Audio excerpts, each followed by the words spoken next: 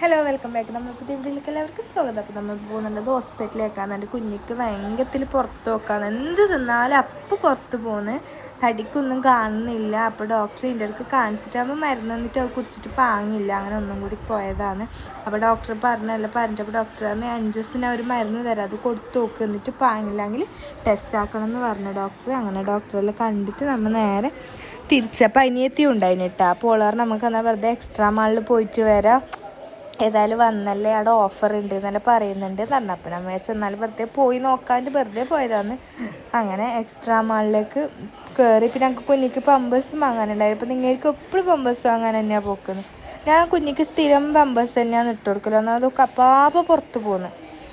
അപ്പോൾ പുറത്ത് പോകുന്നതായിക്കൊണ്ട് ഞാൻ സ്ഥിരം ഒക്കെ പമ്പേഴ്സ് തന്നെയാണ് ഉപയോഗിക്കല്. അതുകൊണ്ട് ഒരുപാട് പമ്പേഴ്സ് ആവശ്യമുണ്ടാകുന്നു. അങ്ങനെ ചുറ്റും നോക്കി പിന്നെ കുറച്ച് ഇങ്ങനെ വേണ്ട ചില്ലറ സാധനമെല്ലാം വാങ്ങി.